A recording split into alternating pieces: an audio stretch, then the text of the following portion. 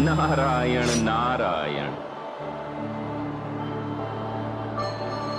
माते, अपने पुत्र को दर्शन दीजिए।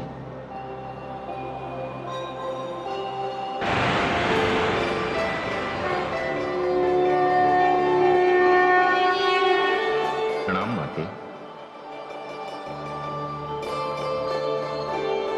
पुत्र, तुमने मेरा आह्वान किया, मैं आ गई। माते, मैं देख रहा हूं कि शाप ने, आपने तथा आपकी शांति में कोई परिवर्तन नहीं किया है। पुत्र, यह शाप तो मैंने इसलिए स्वीकार किया जिससे संसार ये सीख ले कि ज्ञान को भी संयम की आवश्यकता होती है। जिस प्रकार जल अपने आप में शुद्ध और पावन होता है, किंतु उसे बाहरी विकार से बचाना पड़ता है, अन्यथा वो दूषित हो जाता है। उसी प्रकार ज्ञान को भी अहंकार से बचाना चाहिए। आपने सत्य कहा माते। माते, मैं आपको एक शुभ समाचार दे दूं। माता लक्ष्मी इस शाप से मुक्त होकर विष्णुलोक लौट गई हैं, किंतु वे आपके लिए चिंतित हैं कि आपकी इस शाप से मुक्ति कब होगी। पुत्र, मैं तो इस शाप से तभी मुक्त हो सकती हूं जब देवी गंगा धरती पर आएंगी। किंतु माते, वे तो आपके शाप के भय से पिताश्री के कमंडल में जाकर छिप गई हैं। हाँ, मैं जानती हूं। फिर तो माते, कोई ऐसा उपाय करना पड़ेगा जिससे कि देवी गंगा को पिताश्री के कमंडल से निकालकर धरती पर लाया जा सके। किंतु पुत्र, यह इतना सरल नहीं है। इस मार्ग में बहुत सारी बाधाएं और कठिनाइयां हैं। माते, आप चिंता ना कीजिए। मैं ऐसी परिस्थितियां उत्पन्न कर दूंगा जिससे कि देवी गंगा धरती पर और आप बाघ देवी के रूप में ब्रह्मलोक जाएंगी। किंतु ये कैसे संभव होगा पुत्र? माते, यदि ये असंभव भी है तो मैं इसे संभव बना दूंगा। मैं आपको आश्वासन दे रहा हूं माते, आप निश्चिंत होकर यह कार्य मुझ पर छोड़ दीजिए। प्रणाम माते। नारायण नारायण।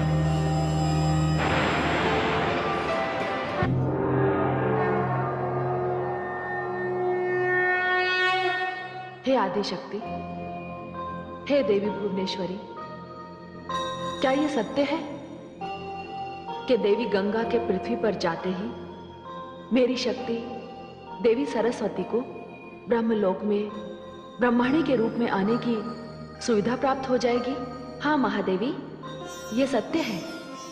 और इसके लिए सरस्वती पुत्र देवर्षि नारद प्रयास करने निकल पड़े हैं।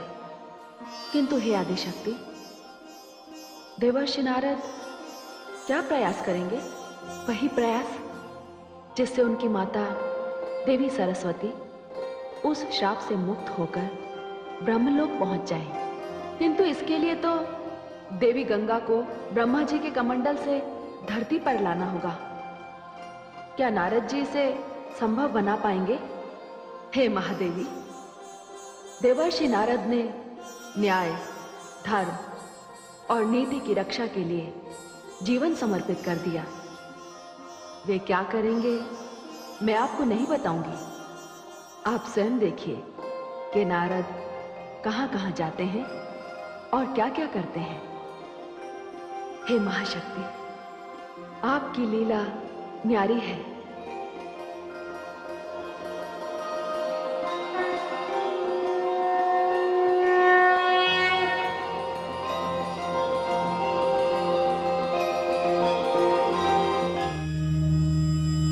नारायण नारायण। प्रणाम पिताश्री। आयुष्मान भव, कीर्तिवान भव। आओ पुत्र। पिताश्री, मैं अभी अभी माताश्री से मिलकर आ रहा हूं और उन्हें उनके ब्रह्मलोक लौटने का आश्वासन भी देकर आ रहा हूं। अर्थात पिताश्री, माताश्री ने मुझे बताया कि उन्हें उनके शाप से मुक्त होने और ब्रह्मलोक में आगमन के लिए देवी गंगा को धरती पर जाना होगा। पिताश्री, आप देवी गंगा को अपने कमंडल से मुक्त कर दीजिए। ये तुम क्या कह रहे हो पुत्र? मैं सत्य कह रहा हूं पिताश्री। माता श्री की मुक्ति के लिए बस एक ही उपाय है कि देवी गंगा को धरती पर जाना पड़ेगा। नहीं पुत्र, देवी गंगा धरती पर नहीं जाएंगी, वे मेरे कमंडल में ही रहेंगी। क्यों? क्यों पिताश्री? क्योंकि वो मेरे आश्रम में हैं। मैंने उन्हें स्वयं आश्रय जो दिया है। और पिताश्री, मैंने भी अपनी माताश्री को ब्रह्मलोक वापस लाने का आश्वासन दिया है। किस अधिकार से आश्वासन दिया तुमने? एक पुत्र होने के नाते, और आपको भी एक पिता होने के नाते मेरे आश्वासन की लाज रखनी होगी। और देवी गंगा को दिया हुआ मेरा वचन? नहीं पुत्र, यह संभव है। मैं अपने वचन को नहीं तोड़ सकता। मैं विवश हूं। पिताश्री, आपको माताश्री की मुक्ति के लिए इस वचन को तोड़ना ही पड़ेगा। पुत्र नारद, तुम अपनी मर्यादा को भूल रहे हो। मैंने अपने कार्यक्षेत्र में हस्तक्षेप करने का अधिकार किसी को भी नहीं दिया, अपने पुत्र को भी नहीं। इससे पहले कि मेरा क्रोध शाप में बदल जाए, चले जाओ यहां से।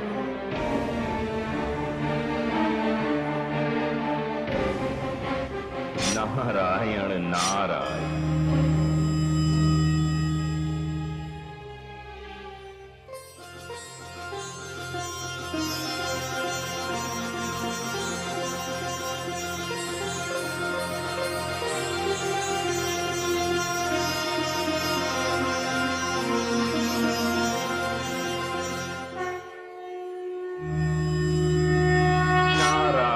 नारायण।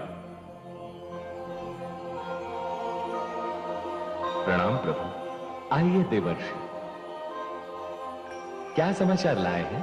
प्रभु, ये समस्या तो और भी गंभीर हो चली है।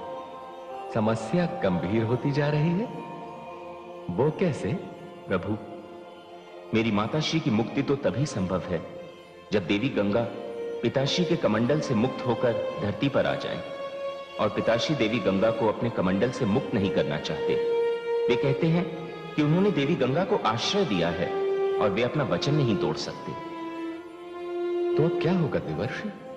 प्रभु, आप मुझे कोई ऐसा मार्ग बताइए जिससे देवी गंगा को धरती पर लाया जा सके। देवर्षि, ये कार्य इतना सरल नहीं है। कदाचित आप देवी गंगा का स्वभाव नहीं जानते। यदि वो बिना आधार के धरती पर आ गई तो उनकी वेगवती धारा धरती के उस भाग को लेकर रसातल में पहुंचा देगी और ये बड़ा ही विनाशकारी होगा। तो मैं क्या करूं प्रभु? क्या मेरी माता को इस शाप से कभी मुक्ति नहीं मिलेगी? मेरा मार्गदर्शन कीजिए प्रभु।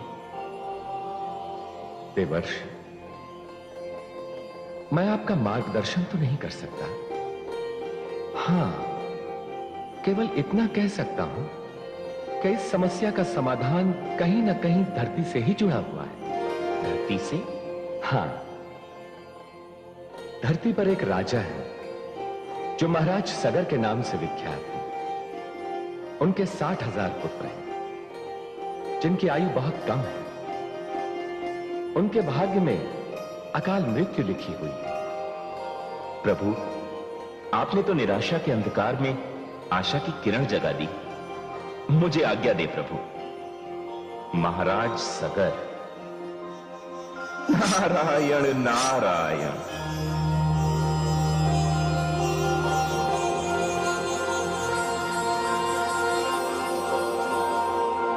इक्ष्वाकु वंश के गौरव, धीर, वीर, गंभीर प्रजावत्सल महाराज सगर पधार रहे हैं।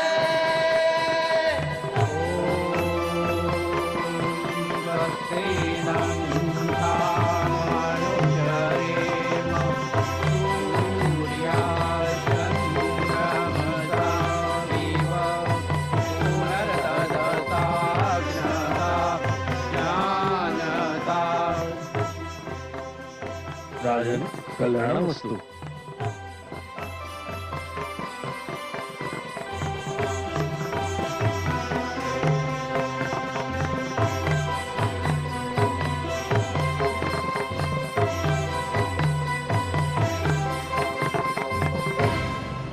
महामंत्री जी। जी महाराज। ये मां भगवती की कृपा है मुझ पर। कि उसने मुझे 60,000 पुत्र प्रदान किए, किंतु खेद इस बात का है कि उनमें से एक भी इस योग्य नहीं कि मेरा उत्तराधिकारी बन सके, जो मेरे पश्चात मेरी प्रजा को उत्तम शासन दे सके। नारायण नारायण। देवर्षि, प्रणाम देवर्षि। आयुष्मान भव। महाराज, आपको अपने पुत्रों से दुखी होने के स्थान पर कोई ऐसा उपाय करना चाहिए जिससे कि आपके पुत्रों के ही कारण आपकी कीर्ति अमर हो जाए। यह कैसे संभव है देवर्षि? जिस राजा के 60,000 पुत्र हों, जिस राजा के इतने हाथ हों, उसे तो अश्वमेध यज्ञ करना चाहिए। एक नहीं, अनेक अश्वमेध। क्या ये संभव है देवर्षि? संभव है महाराज, अवश्य संभव है। आपका सामना करने की शक्ति आज धरती के किसी राजा में नहीं है। महाराज, आपके यज्ञ के अश्व को कौन रोक पाएगा? राजन, यदि आप अपने पुत्रों को पृथ्वी की चारों दिशाओं में भी भेज दें, तब भी आपके यज्ञ का अश्व सकुशल वापस लौट आएगा। देवर्षि, कृपया मुझे यह बताएं कि मेरे आतताई और उत्पाती कुपुत्र इस यज्ञ में उचित आचरण निभाएंगे? क्या यह यज्ञ संपन्न हो पाएगा देवर्षि? अवश्य संपन्न होगा महाराज। तब तो मैं यह यज्ञ अवश्य करूंगा, अवश्य करूंगा। धन्यवाद देवर्षि। आयुष्मान भव। नारायण नारायण।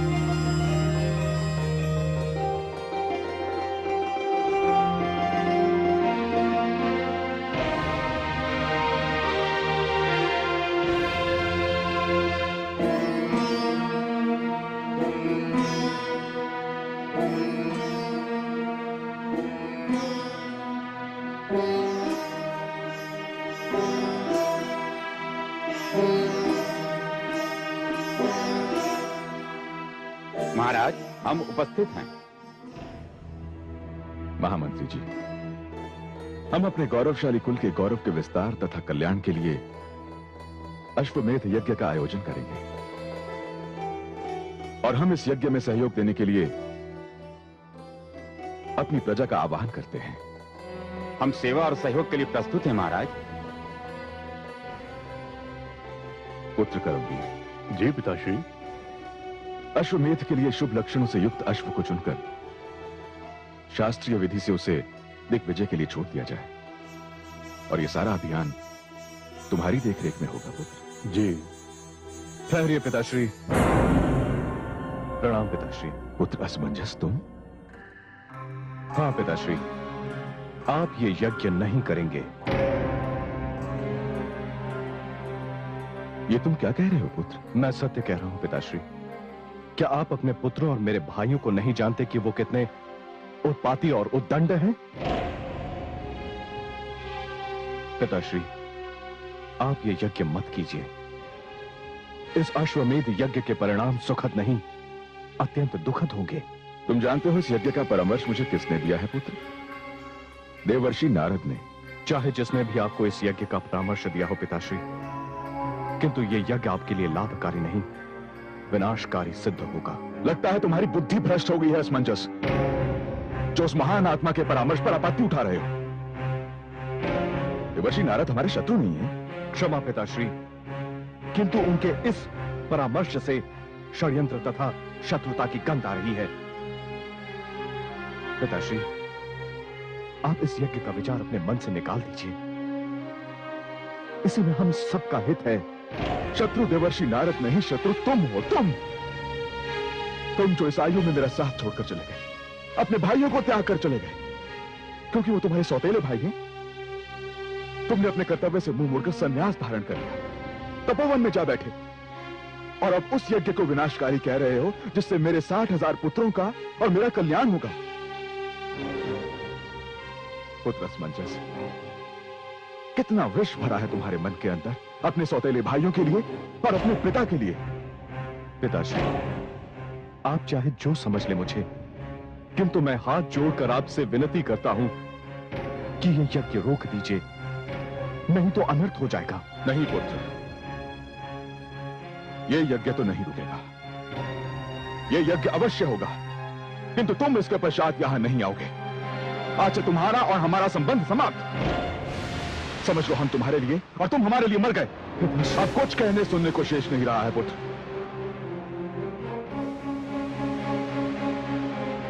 पुत्र कर्मवीर, जी पिताश्री। जाओ, जाकर यज्ञ का आयोजन करो।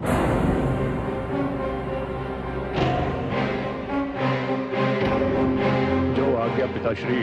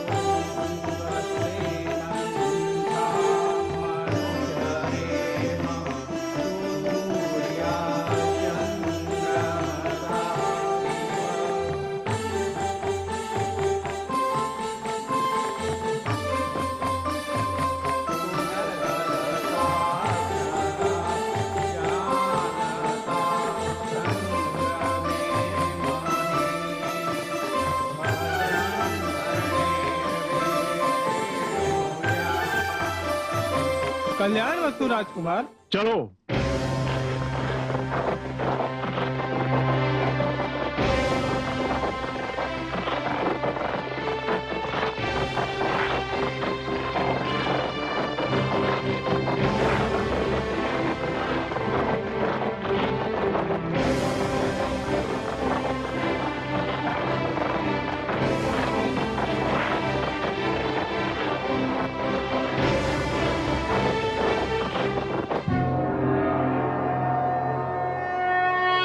हे देवी भुवनेश्वरी, देवर्षि नारद ये कौन सा खेल खेल रहे हैं? राजा सगर से अश्वमेध करवाने के पीछे उनका क्या उद्देश्य है? वे ऐसे तो नहीं है कि व्यर्थ में किसी को कष्ट दें। आप क्या सोचते हैं, ये यज्ञ पूर्ण होगा?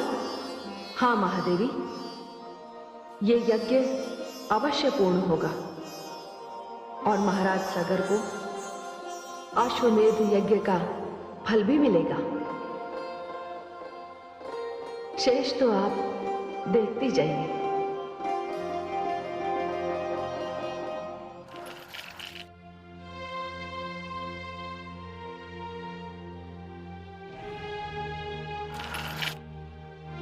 महाराज की जय हो। क्या समाचार है महामंत्री जी? बड़ा ही शुभ समाचार है महाराज। युवराज कर्मवीर का संदेश आया है कि अश्वमेध का अश्व यात्रा पूरी करके लौट रहा है। क्या? हाँ महाराज, युवराज कर्मवीर अपने अंतिम पड़ाव पर हैं। उनके स्वागत की तैयारियां हो महाराज। महामंत्री जी, ये तो बहुत ही शुभ समाचार है। अश्व के समुचित स्वागत का पूरे नगर में प्रबंध किया जाए। जो आज्ञा महाराज।